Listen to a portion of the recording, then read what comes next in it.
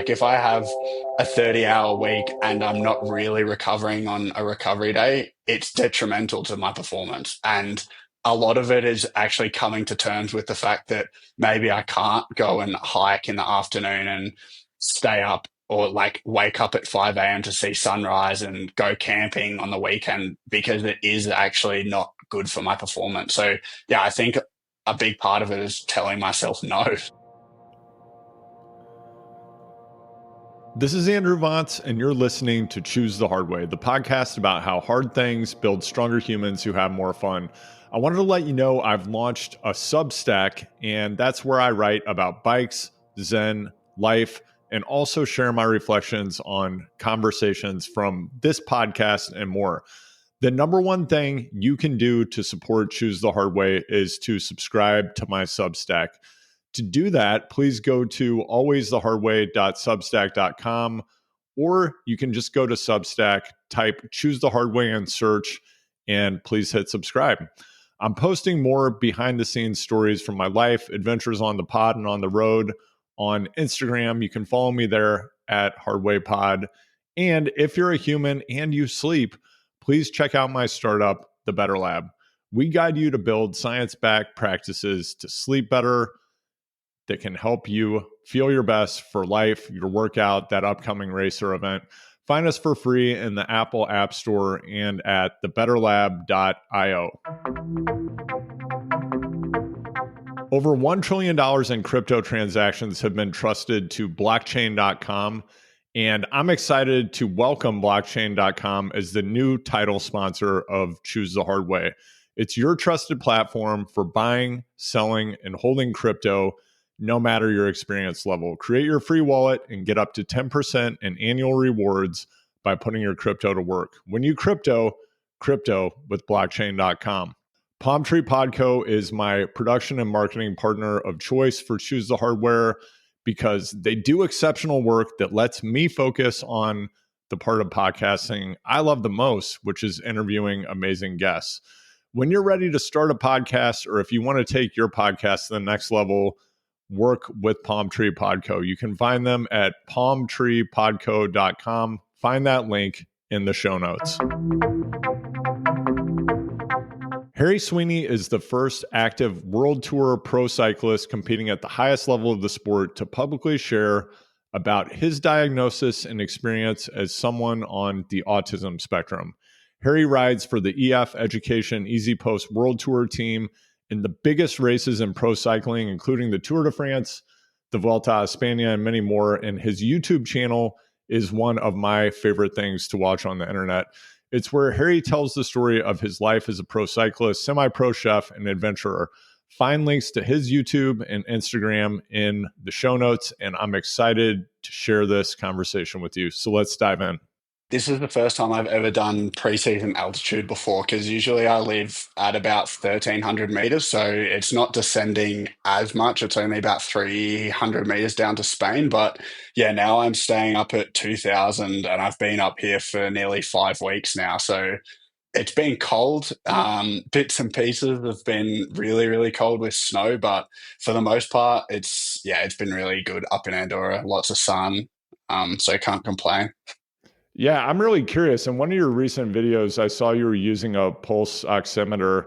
And are you using that for altitude adaptation, or do you also use that to calibrate rest and recovery? Yeah, it's actually only rest and recovery. It's pretty much a metric that I use to see when I need recovery days. I mean, for me personally, like living already at 1400 provides adaptations already, particularly because it's chronic, like I live at 1400. It's not like I'm spending short periods of time there. So yeah, my SpO2 doesn't really drop that much. So when I'm at altitude every single day, I'm monitoring my levels. And when it really does drop, usually coincides with when I wake up quite tired. And it's just an indicator that, yeah, I need a recovery day or maybe I shouldn't go as hard that day. And it's, yeah, way, way more important up here than it is when I am not at altitude. And how much of a deviation are you looking for that would indicate that you're actually more fatigued than you would like to be. Yeah, so at 2000 meters, I'm anywhere between, when I'm not tired, anywhere between 94 and 96. But then if I needed a recovery day, it would be below 93, which is incredibly rare. So Right. most of the time, it's like a monitor where I it's a metric that I use basically, and my recovery days are always programmed. But if in the event that I woke up and it was 93, it'd be like straight away a recovery day. Yeah, always. And in addition to that, I'm curious, how much are you paying attention to how you actually feel or the sensations that you have in your body, plus the data that you're looking at to make those kinds of decisions?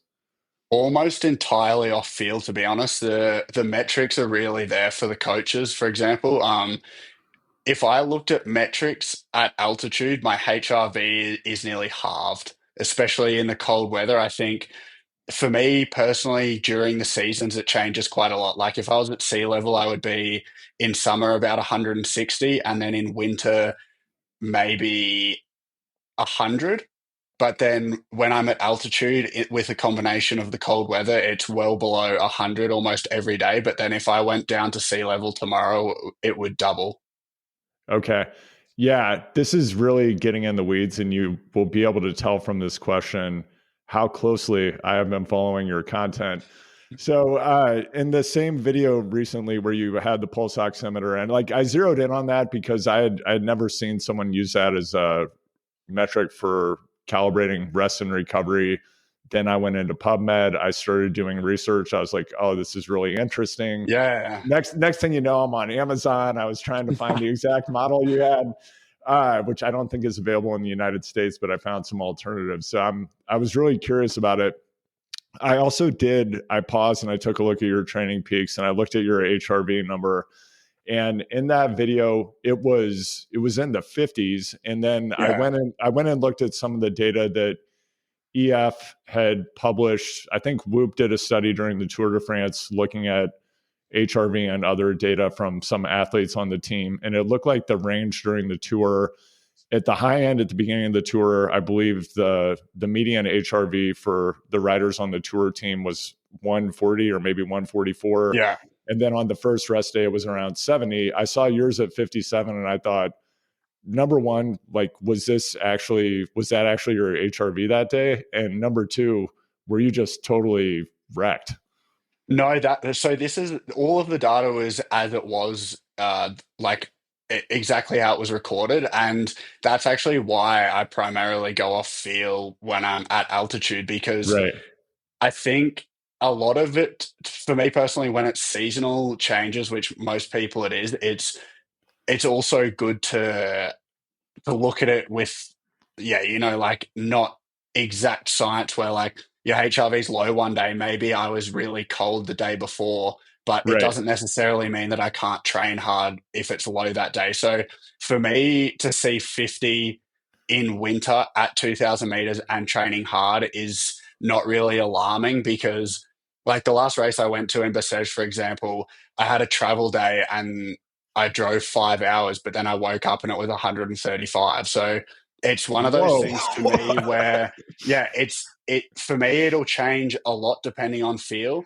And honestly, a really interesting trend for me is during a grand tour, the lower my HRV gets also coincides with the better that I feel on the bike, usually because I have a capacity to adapt to the load that I have, even though I'm also fatiguing as well. And that seems to override the fatigue.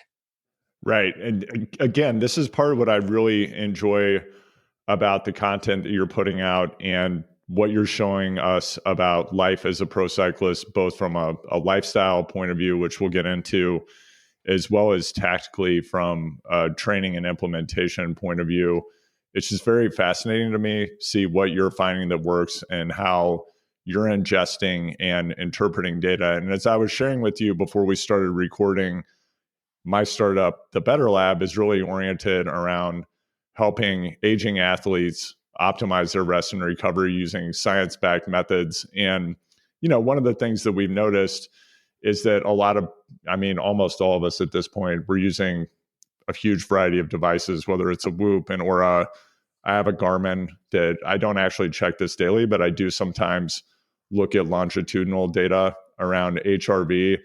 And as you noted, you sometimes are seeing some of your best performances when your HRV is the lowest. And just in doing some research for this, I listened to your one of your podcasts with Jack Burke, and it sounded like part of what you've discovered about your own physiology is just that. It sounds like to get maximal performance at a one-day race or in a grand tour, you almost have to do block periodization where you're doing a very hard week leading up to beginning a grand tour or a few days out from like a classic, which is a bit unusual compared to what amateurs Yeah. perhaps are used to hearing about.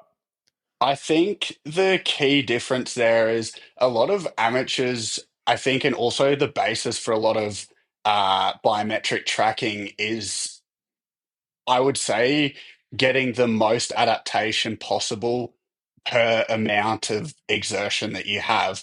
But for us, that's not exactly the case because we have like essentially unlimited exertion if you can recover from it. So for me, yeah, it's trial and error, but I've never really got to the point where I've gotten such a big hole or even really got in a hole that I had to have rest to come out of. It's always been the more I do, the better I get.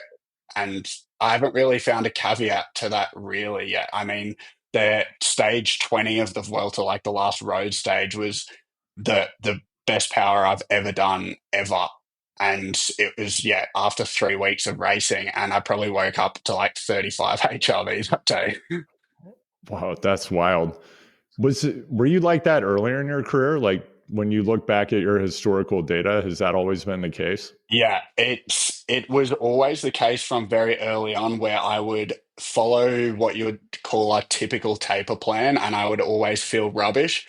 And then the first 3 days of any tour, I'd be horrible. Like, I almost wouldn't be at the level of being a pro. I would feel like if being the first person dropped. But then a week into any tour, like Dauphiné, for example, I would be 10 times better than I was on the first day. And then it sort of led me to training a little bit differently and like trying to push the limits of what I thought a taper would really be. And during that time, I discovered that actually I can do a 3 hour hard ride with sprints and 5 minute efforts before the day before a big race, and it will make me better, not worse. Did having that realization about your personal physiology, obviously you've made some adjustments about how you prepare for these events. Having the ability to go harder the deeper you get into a 3 week race seems like an uncommon and an extremely highly desirable quality for a professional cyclist to have. So when you when you realize that and I am curious, how did you come to this realization based on your own observations? Was it in conjunction with the high performance team and coaches you were working with? And then what did you do with that information to start testing the hypothesis like, hey, maybe I need to train harder coming into these races? Yeah, well, honestly, it's really simple. Like the implementation is just having big balls to do it, really. Like it's mentally really I would not challenging, but it really makes you question yourself the day before Milan San Remo, for example. If you're doing 3 5 minute efforts at like 460 watts, you're like, why am I doing this? But then when it works and you finally unlock that what you feel you have in there 3 weeks into a tour, for example, and you can do that on a 1 day race, then after you do it once, you have confidence in it. But it really is in conjunction with a coach going, we're going to have to try it. Like the only way to check is to try. And yeah, maybe for the first time, it's not the best before a monument, but you have to start somewhere. Yeah, in some ways, that's actually the only way to test into something like that because you need to have the physical stimulus, obviously, and then in addition to that, you have to go through that psychological discomfort of I'm doing something that physically seems a bit counterintuitive relative to conventional wisdom around training or preparing for a race. Like after you did those sessions that first time, did you have any doubt about whether it was going to work before you actually got on the start line? Or were you like, A well, let's little just see how bit, it yeah. goes? I Yeah. I definitely had a little bit, but I'd also had enough times in one day races where I'd trained perfectly up until the week before, and then I got onto the start line and just felt like absolute rubbish for 6 hours that Yeah. I kind of felt like I didn't really have anything to lose. And now I feel like just really the last year I've kind of got into the sweet spot of what I need to do before a race. But the biggest thing for me now is not worrying about whether I've put too much fatigue on my body. It's whether I've put too much fatigue on my brain and my mental state essentially leading up to it. Because I Right. genuinely feel like I could do 30-hour weeks leading up to a grand tour and I would be there the fittest that I've ever been. But mentally, I might not be able to even switch on for a single day.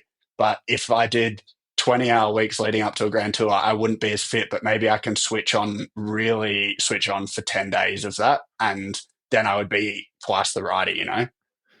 Yeah. Harry, I would love to explore this a bit more. So, as you know, and probably most of the people listening know, our body processes all stress the same way. It all increases cortisol levels, whether it's us worrying or being anxious about something, or it's us going out and, in your case, doing a 30-hour week. Your body kind of reads that the same.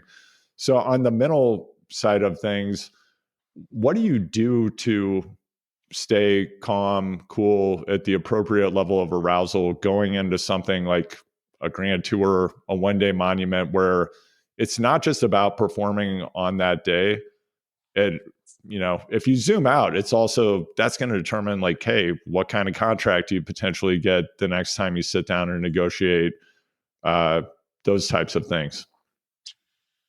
Yeah, I definitely find it more difficult to do that for a 1 day race because there's no stage two. It's just if you screw it up that day, it's screwed up and you can't remedy anything. So a lot of it for me is not so much figuring out how I need to feel. It's actually just about writing very specific goals that are, for lack of a better term, achievable and measurable. And like just essentially just being focused on the process of that goal. So like when I train, I'm not training for a specific race, but I'm training through the process. So I'm focused on the process of today I need to do 500 for 5 minutes and then tomorrow recover and then again.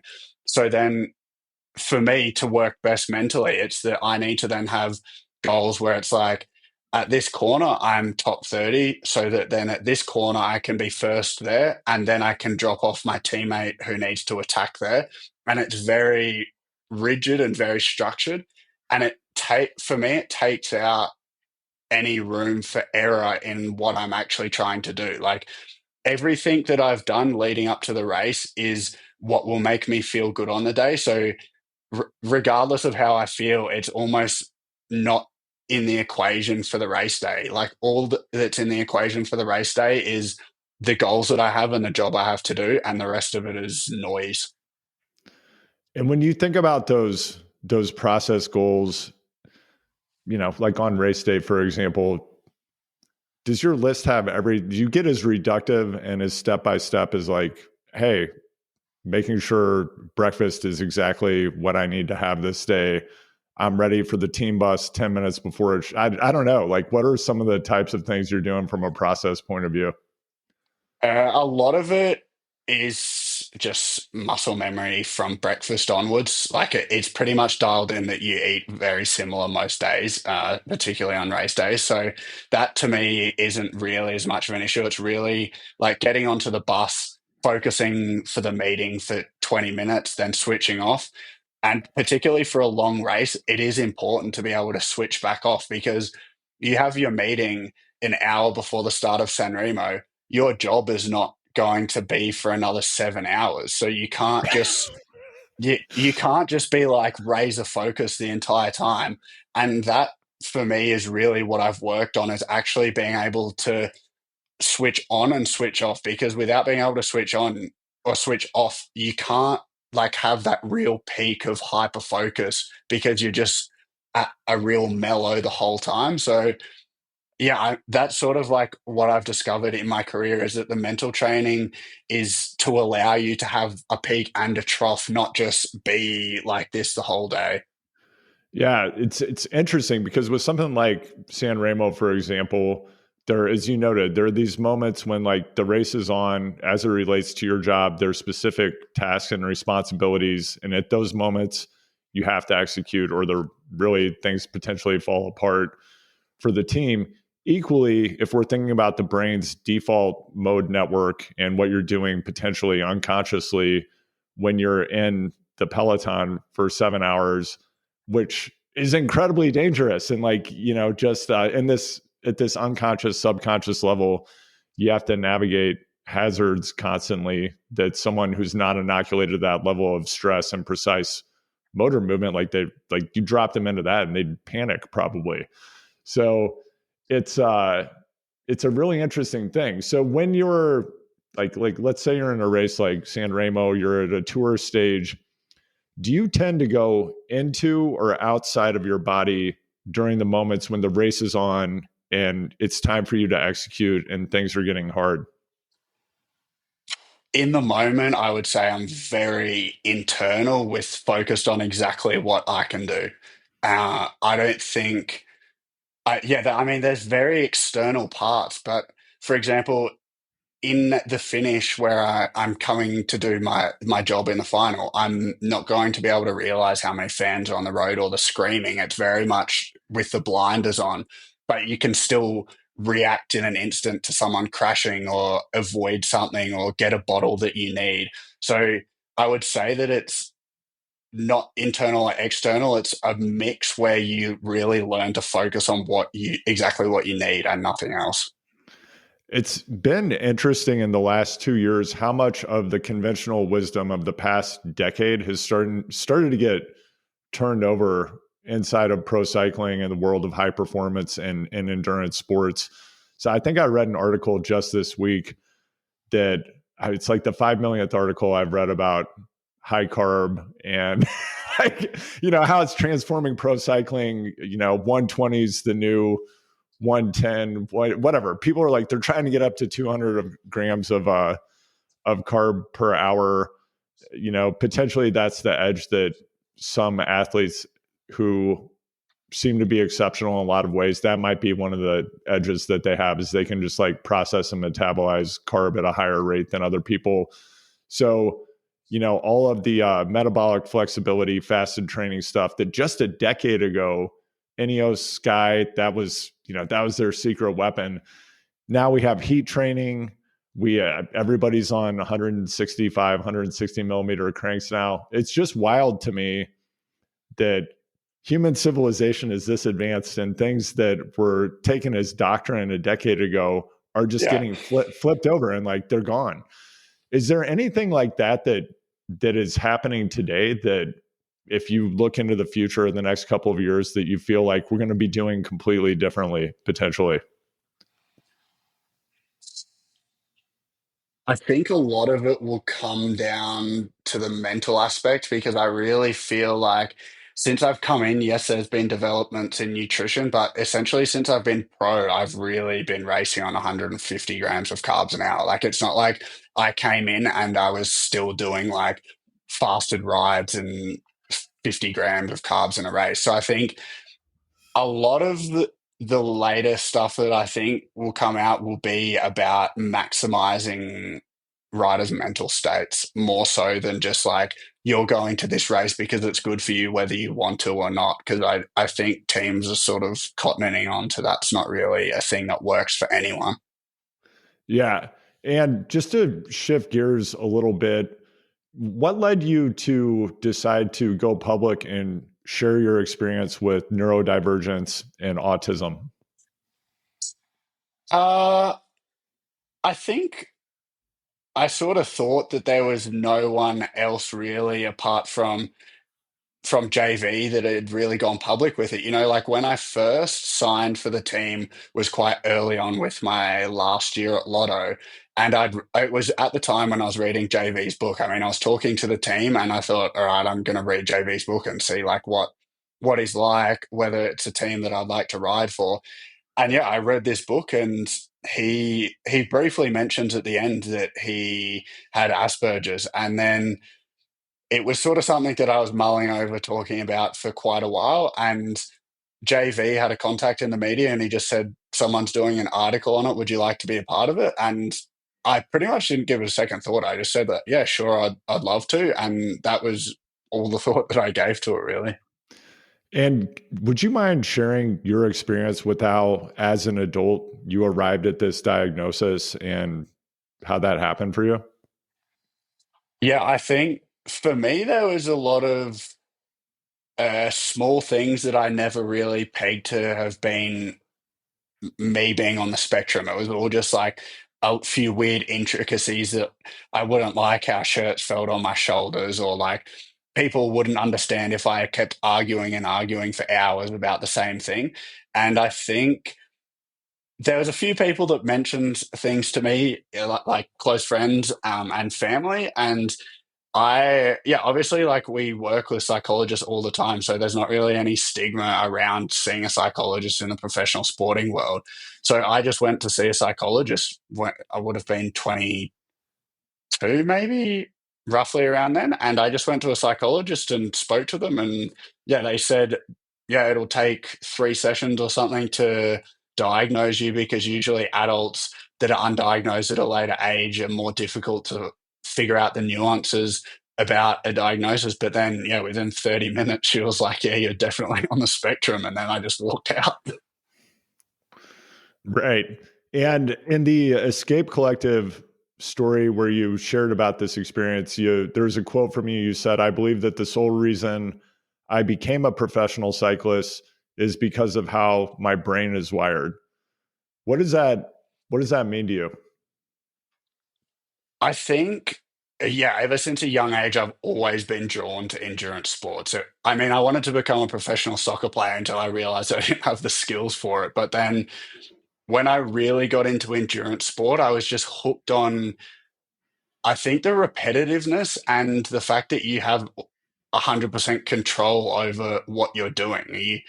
You control every parameter of your training, and I almost think that the obsessive nature of it is what really drew me in. And I'm curious, I know I've shared with you there's neurodivergence in my family, and as I learn about different aspects of neurodivergence and about the spectrum, I'm curious if you think endurance sports for people on the spectrum, do you think that part of it is related to stimming at all? Yeah, I think it's a coping mechanism to some degree. Like I think people initially get into it because they want to do sport, and then they stay in it because it's calming and it's routine, and it it becomes their life essentially. And I think that that is, yeah, I just think it's them. Like you become what you do every day, and it's something that soothes you and something you have control over and something that you can practice and get better at. And I think that the obsessive nature of it is addicting. And for you and your personal experience of being someone on the spectrum, is obsession and like having an obsessive interest in topics, or is it actual clinical OCD, or like how does it show up for you? No, I'm definitely not OCD. I think for me, it's just obsessive things that I'm interested in. For example, um, like if I want to figure out why I have an injury, I could obsess over every different intricacy of my bike fit for 5 days and figure out a solution. You know, I think it's really specific things that I'm interested in that I can spend hours and hours on just fixated. Right. And as you mentioned, as a professional athlete, you've had the opportunity and you work with sports psychologists.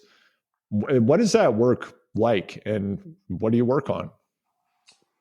It's draining, to be honest. It's really, when I first got into it, I was hesitant. I thought, like, what can someone like tell me about myself, really? And I think it was talking to someone and realizing that a lot of the time I was in a mental state where I wasn't switched on and I wasn't really switched off. Like, I went through a lot of the stages of the Tour de France my first year where I would say I was mentally switched off, and I think that my physiology allowed me to be switched off. I think I had like enough of a physiological talent that I could go through a stage switched off, for example, and make it through. And I think that enabled me to think that that mental state was normal, where I wouldn't have to really put energy into switching my brain on to do my job. I could just do it without really having to try to do it. And I needed somebody to tell me basically that, like, that level of mental arousal is incredibly low and not normal, and that I could work on it and drastically increase my performance. How have you worked on it? Essentially setting goals, and the biggest thing for me is taking note of how I switch off and when I switch off, because it's not just a matter of saying, like, your mental arousal's low, you should want to race more or you should do this. It's actually almost conserving your mental state when you don't need to be expending it so that you can have that peak. So for me, it was like, spend 10 minutes a day where you're actually doing nothing, where, like, you're just sitting there, you're not on your phone, you're not reading a book, you're not playing a game, you're actually just doing nothing. And for me, it's like incredibly difficult to do. So, like, I would say for me, doing nothing is like going for a hike. Like, I would, if someone asked me what I do to relax, it would have been like, I got back from 5 hours of training, I quickly cooked a nice lunch, and then I went out on an hour hike, and then, like, I went shopping, and that would be like me doing nothing. And it took the psychologist to be like, that you're actually doing a lot of stuff. You're putting like a lot of mental stress on your body. And I even still struggle with it now as doing nothing, but I have to, it's part of my recovery now. Is like, I really have to just sit on the couch and do nothing. So is that part of your routine every day? Is that like baked in? I'm going to have this 10 minutes of, I'm just going to be here and I'm going to be present to whatever pops up, or is it more Uh, directed than that? it's initially it was, I would put like some low frequency music in and I would just sit there and try and not think about anything and, like, let the thoughts come through your mind and out. And it's sort of over time that wasn't really sustainable to me, because I would just sit there and I like a million things would come into my head. So now it's sort of, I get ready for bed and I might read a book for an hour. And to me, reading a book is as close to doing nothing as I can really ever get now. Yeah, so it's a practice that's evolved over time, and you're finding what works for you and how to get that down regulation so that you can then apply it when you're in a race or whenever you need to control your level of arousal to increase it or decrease it. Yeah, I think I didn't really realize the amount of mental energy that I could always just expend without, yeah, without having a drop. Like, I could just be at a semi state of mental arousal forever, and I would never have the peak because I never had the mental energy, I guess you could say, to get there. But now I really put an emphasis as it's as just as important as having a good recovery meal is that I actually sit on the couch and I don't go ski for the whole afternoon and still say that I did nothing. Like, there's a lot of things that I really love to do that I tell myself no now. That's incredible. Thanks for sharing that. So in order to reach the highest heights and to peak and to go to a higher level, you have to actively find ways to conserve your energy and turn it off, or you can't actually get to A that high hundred level. percent. If I didn't care about how it was racing, or like getting better, essentially, I could fill my day with an incredible amount of stuff. Like, I'd wake up and ski all morning, ride all day, and eat when I could and sleep at 11 p.m. and repeat every day and then ski all day on recovery days. And I think like a lot of it is realizing that just because I enjoy it and it's good for my mental state doesn't necessarily mean it's good for my performance and adaptation. And I think it's easy for me to convince myself like it makes me happy, so I should do it. But a lot of it is detrimental. Like if I have a 30-hour week and I'm not really recovering on a recovery day, it's detrimental to my performance. And a lot of it is actually coming to terms with the fact that maybe I can't go and hike in the afternoon and stay up or like wake up at 5 a.m. to see sunrise and go camping on the weekend because it is actually not good for my performance. So yeah, I think a big part of it is telling myself no. Something that people who follow professional sports and perhaps people who follow professional cycling in particular, I don't think they give a lot of thought to how intense the interpersonal dynamics might be. You're on a team, and you're at home in Andorra or you're going to training camp. Sometimes you're on your own, or with Jacob, your filmer and friend doing cool stuff. A lot of the time, you're in tight quarters with people in, potentially really intense situations, and you're also doing a ton of travel, and you're just in new locations constantly. As you've gone through this process of working with sports psychologists and learning to manage arousal, downregulate, and navigate your experience as someone who is on the spectrum, how has this showed up, or how has it informed your interpersonal relationships with teammates and the social side of what you do, which is like a huge part of being a pro athlete? I think I'm lucky for one with EF, everyone gets on incredibly well. Um, but a big thing for me is controlling things that I can control. For example, like if I know that I'm going to have some real bitch of a travel days coming up, I'll do everything I can to streamline what my flights look like when I arrive, that I can go straight to a hotel or that I have my car parked somewhere that I can hop straight off the plane and drive home straight away. And a lot of it for me is making sure that I do those small things so that when you get there, you're not bitter that you haven't done better and you're in a mood that's good enough that you can interact with people. But I think a lot of the guys on the team I get along with super well and they actually boost my mood as opposed to the opposite. So it's not really something that it detracts at all, like having to spend a lot of time with them. But that said, it is incredibly important when you're doing a grand tour, for example, that you're with someone in the room that you really click with and that you're they don't do things that like grade up against you that after 3 weeks you're just like, get me out of here. um, so you've shared some of the techniques that you're using from a travel logistics standpoint, just day to day with the frequency of travel that you're doing. And again, I think most people listening to this podcast are probably aware of the fact that, professional cycling's, when you're on the road, you're not always in 5-star accommodations, to put it mildly. So, uh, No. yeah. So, like, what do you do to make yourself comfortable and to make sure you're getting the rest and recovery that you need to perform at your highest level? Like, do you bring your own pillow, white noise machine? Like, what do you like to do to make it environmentally as relaxing as possible?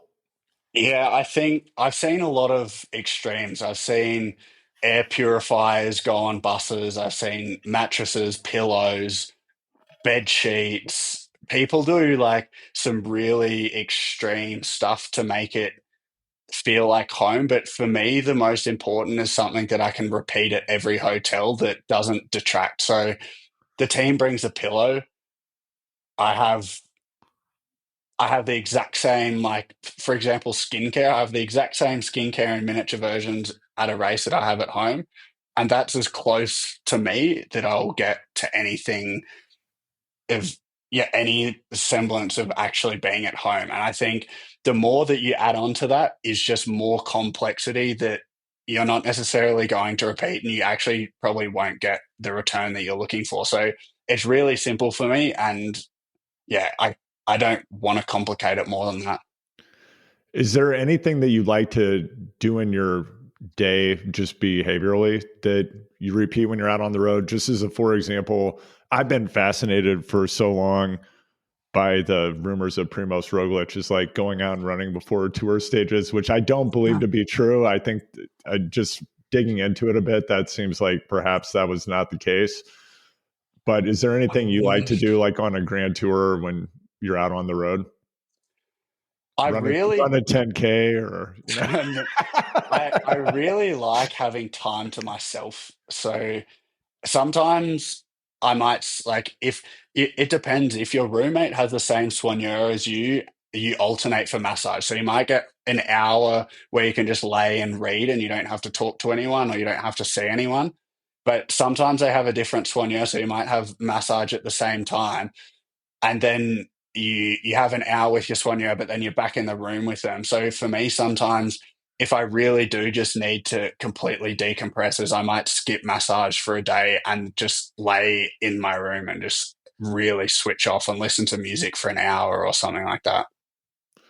when you think back to when you were a kid and at some point you start to have this dream of being a professional athlete, what did you imagine being a professional athlete would be like? Honestly, I don't think I ever got that far. I was so focused on the goal of becoming pro that I honestly, it wasn't until the day that I moved to Nice when I had signed my pro contract and it was my first month pro that I was like, fuck, this is what being a pro is like.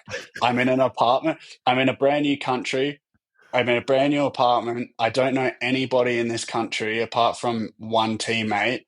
I can't speak the language. And I had a breakdown. I was like, what am I doing here? And that for me was the first time I'd ever thought about what being a pro would be like. How did you navigate past that moment and start to get comfortable? I called my parents and I said, I don't know if I actually even want to be a pro. I cried on the phone to them, I reckon, for 30 minutes. And then the next day, I was like, I'd had 10 things written out about how I was going to fix the problems I had, like learn the language. It was during COVID, so I couldn't really meet people. So what I was doing is I would every day from my apartment, I would hop on my skateboard and I would because I used to skate when I was a kid in Australia. So I was like, I'm going to buy a skateboard.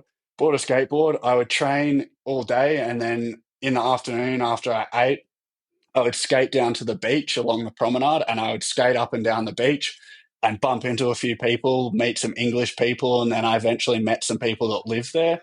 So then I had someone to go out for dinner with, and then someone to like learn the language a bit with. And I basically built my life from scratch in a different country. And now that feeling of going to a new place and essentially having nothing is like one of the feelings that I almost crave now. Like when I moved from Nice to Andorra, the first day I was here, I just loved it. I was like, I know a few people here, but I don't know the language. I don't know the area, and discovering that from scratch has now become something that I search for. What do you like about that? Is it the feeling of dislocation, being anonymous, just discovering new things? Honestly, I don't know. I think it's a sense of adventure. I remember when I first flew from Australia to Belgium and found Europe for the first time, I remember being terrified that I didn't know my way back home and that I could only ride 5 minutes up the road and back to the accommodation so I didn't get lost. And I think that feeling is so foreign for us, particularly for Australians. Like you don't really go overseas that often, particularly like where I grew up. Most of my friends still live in the city that we grew up in. And I think that feeling of being able to like do anything and become anyone was really intoxicating almost. Like I felt that I could move somewhere and I could have a completely different life. And that essentially is what spurred me to move to Andorra. I just woke up one morning and I was like, I want to change my life. I want to go somewhere different. And I moved and it's just a feeling of elation almost as like being able to just go anywhere. And that obviously comes from a really privileged background. Like not a lot of people in their jobs can just choose a country to live in. But I think we, particularly in pro cycling, have that luxury, and I enjoy making the most of it, I guess. And it sounds like that initial experience of showing up in Europe, having this feeling of dislocation, navigating through, as you said, being lonely, being a stranger in a new place, that kind of set the stage for you to then start to embrace something that was not a great feeling at first. And I'm curious about when you actually get to professional racing, did you have any, or have you had any moments or performances doing your job within the team that have opened your eyes to, hey, there's something possible for me at an even higher level than potentially I realized about myself? Have you had any just performances that have opened your Yeah, eyes to a higher level? a few times. I think particularly early on in my career, it was easier for me to switch on to do my job perfectly for someone else than it would be if you told me to race for myself. And I think in a few of those moments, I would switch on and do my job for someone else, but then they might get dropped in the race before I did. And then I was the only one left after I helped them. And it sort of made me question why I would perform better for someone else, and like why I perform personally on a day I'm working for someone else and if I had the chance to go for myself. And that's what sort of gave me the realization that mentally I wasn't there on other days. And I think that progression of seeing how deep I could go in aid of someone else is what made me realize that I would have more to give if I could figure out how to do that for myself.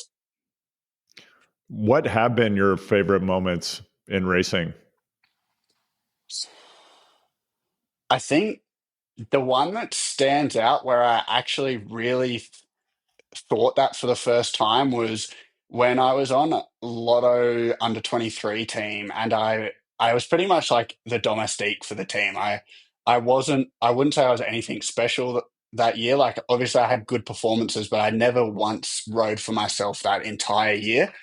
And I signed pro for, oh, it must have been in August I signed pro, or maybe July, to go to Caleb's lead out train, but nothing more. Like I was just a lead out guy. And then in Lombardia that year, so later on in the year, Piccolo Lombardia, I basically like got the opportunity to ride for myself and I won. And it was completely the opposite of like what the team had signed me to do. And I just remember thinking like, this is the first time that I've ridden for myself and the first time that I've had a result like this. And it's the first time I've mentally switched on this year, like really to that degree, and I can perform like this. And I think it unlocked a part of me that it's taken up until now to really channel into something that I can use that wasn't just like dumb luck that that day I switched on. What did it make you think might be possible that you hadn't done yet, or what might be possible for you in the future? Well, I think it was that I initially was just like, I'm not just a sprint lead out guy. Like I could do pretty much anything in aid of someone plus ride for myself. And I think that was a lot of my frustration when I developed further in Lotto, is that I felt that I could do more, but I never really got the chance to, because from their perspective, it's risky to take a chance on someone that hasn't proved themselves. But at the same time, I I felt that I'd proved myself a lot with the work that I was doing as a domestique.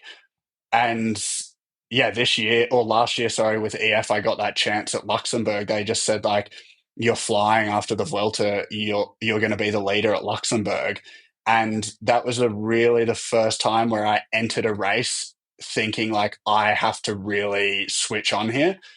And I would say it went really well for what I was expecting and considering the field that was there. And that's something that I would put that separate to my job that they signed me for. I think I've really been signed as a domestique where I am reliable to drop off someone at any point in the race, even in the final, in any terrain, basically. And then this is kind of like a side project for me where I'm like developing myself as my own rider in my own right. Do you have I mean, as you said, your job's to drop off people no matter what type of terrain, no matter what type of race. Do you have a favorite? I do really like the Ardennes. I think that's at the moment what really suits me is the hard all day type of racing. But at the same time, I would really like to explore the the Flemish classics a little bit more. But they also require a lot of dedication in learning the route more so than what Liège does, because I would describe Flanders as a race where you can't make a mistake and fix it. Whereas I think Liège, if you have the legs, you can really fix a mistake that you've made. What kind of skills have you had to learn over the course of your pro career that did anything seem daunting at the outset as you got to this level that you're at in Europe? And 100%. Like what I remember when I landed in Belgium the first time, and we were doing a 180-man race on roads that I could almost lay across and touch both sides. And it comes from Australia where you're riding on like a 4-lane road with 30 people. And I was terrified. I actually remember thinking the first day I got there, like, I've made a huge mistake. Like, why am I doing this? And that has become something that I thrive in the chaos of. I think initially it terrified me, and obviously there's moments where I'm still terrified, like if it's dangerous. But for the most part, that moving through the bunch and riding shoulder to shoulder with someone is what I've really worked on, to the point where now it's a strength instead of something that I hated doing. is I don't know if you would want to talk about this, but is there anything similarly now that is not an aspect of professional cycling that you love that might become a thing in the future? Is there anything that's particularly daunting that you do in your current role? Not really. I think the most daunting thing for me is not necessarily what other riders do, but more the course and dangers on the course. I think the mind that every professional athlete has is that they're pushing it to the absolute limit. And for me, where I get scared is where pushing it to the limit has very bad consequences, as opposed to like a course where you could say it's safer and you can push it to the limits in a without risking as much. And I think it that is getting a lot better, particularly with the work of Adam Hansen and the CPA, that riders find themselves in, I would say, less life-threatening situations uh, in a race as before, because I think it's also become so much more competitive than it has been in the past, where you used to have like gentlemen's agreements and like Mario Cipollini could like raise his arms and slow down the whole bunch when danger's coming. But now you hear danger in the radio and the entire peloton goes 10 kilometers an hour faster to be the first one to get to the dangerous part to then be safe. So it's really changed in that way. And I think that's why a lot of the older guys are sort of starting to get out of the sport. I'm really curious for someone like you. You've got an awesome YouTube channel. You're basically a professional chef. You have a laundry machine in your kitchen, I think, which I think is super cool. Um, whose content within professional cycling do you enjoy and follow, if anyone? Honestly, I don't follow anyone. I think that's sort of like why I started it, was mainly actually something that I thought about trying to do. I wanted to do something productive when I was doing my nothing time. And that sort of spiraled a bit out of control to something that actually became very, very popular. But I wanted to do something productive when I was laying in bed, basically, or being up at altitude. And I thought, oh, maybe I can edit videos. But obviously, over the time, I figured out that there's a rabbit hole that you could spend years in making things better and filming this and filming that. Um, But yeah, I don't really watch anyone else, and that was sort of like the niche that I thought there was, is that no one in the peloton made good videos at that time that people could watch and actually see behind the scenes that wasn't super polished. What's your vision for where you want to take that storytelling now, or you just kind of let your muse take you wherever it goes? Yeah, I've thought it, I think it really has the potential to be something massive. I think if I say Jacob just became part of the channel and wasn't behind the camera, and I paid someone to film, they could follow you around and make a video for every day of the week that you were training. And I think the thing that stops it from being bigger than it already is that I don't upload consistently enough, because I really, since I started doing it, really prioritize my time, that my real job as being a pro cyclist, not uploading videos to YouTube, to the pain of all the viewers. But that has held me back from doing more. But I really believe that if the consistency of it improved, that it would really snowball. But yeah, I don't really think that it's something that I would like to improve more than it already is. Like, I put out videos that I enjoy doing with no obligation to do so, and I think that's what makes it enjoyable for me, is that it's like a artistic release of some sort, that I can like choose what I want to do here or there, and it's a project I can work on, and after a week it's done. Yeah, it's you mentioned Adam Hansen in a different context, the work that he does with pro cycling around rider safety. As I've watched your YouTube channel and seen some of your interests, I mean, you've got the Vespa scooter, you seem to be a proficient mechanic, you're a professional chef, you built a very large altitude tent in your bedroom. I don't think we've seen that since it was built on the channel, unless I missed something. Is it still No. in there? Is it still in there? I moved apartments since then, actually, and Okay. I actually, in between that time, I built the tent, and then I took the tent down and I converted the entire room to altitude. Like, I sealed all the doors and windows and made the whole room altitude. And then I moved apartments, but I moved into the penthouse so that the ceiling's too high and there's too much volume to convert the whole room. So then I sort of ran into the point where I would have to get multiple generators to make it work, and then I just figured it was easier to go to altitude. Yeah. So as I've kind of watched all these projects, also at times you're eating 200 grams of oatmeal in a sitting, which that's remarkable in and of itself for a civilian. That's a lot of oatmeal to put down in one sitting, man. You have a lot of practice, I guess. But actually, it made me think of Adam Hansen because while he was a professional cyclist, I think he was running a software engineering business. He built a real estate empire. He was one of the most forward thinking people from technology and equipment point of view. He also started a company manufacturing his own shoes. Actually, I don't know Adam. I'd love to have him on the podcast. I'm hoping to have him on in the future. But I just saw a lot of similarities in terms of being a bit of a polymath with all of these deep interests that you seem to be quite good at. Yeah, I think with Adam, cycling was really a hobby for him. He didn't need it. He didn't need a job, and I think that sort of obviously has enabled him to branch out into a lot of different things. And yeah, I mean, I've also tried to take the opportunity to do the same thing. Like, I've tried to pick things in my life that aren't detrimental to my performance, or very little that I can justify, so that I can make the most of living in Europe, or I can make the most of my short career in um like, relative to the rest of my life, that I can make the most of the person I am and show people what my life is like.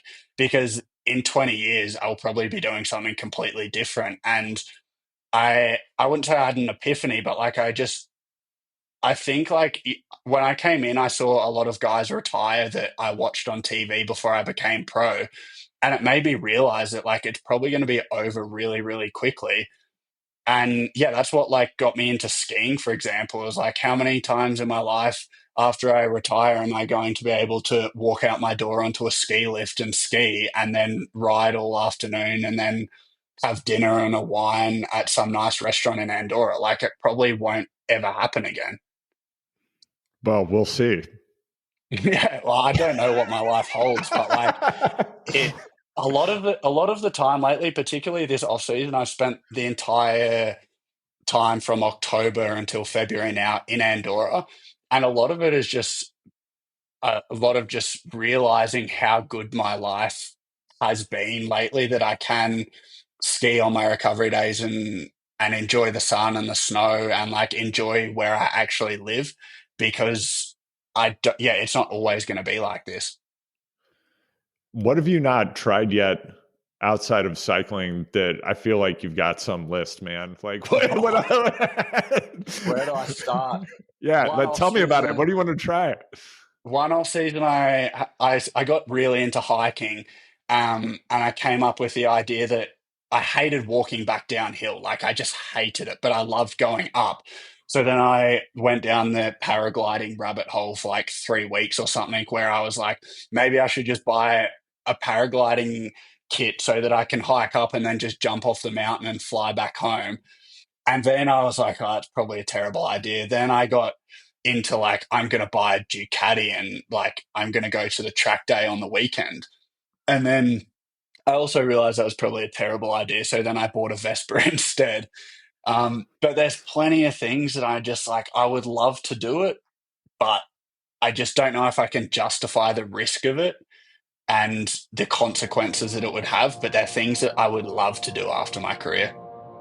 The number one thing you can do to support this show is subscribe to the Choose the Hard Way Substack. That's where I write about bikes, Zen, life, and my thoughts on these interviews.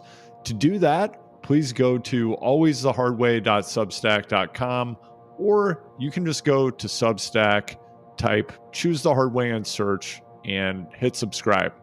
Please follow at HardwayPod on Instagram and stay tuned to stories there for a behind the scenes look at the podcast, Bikes, Zen, and Life. Thanks for listening.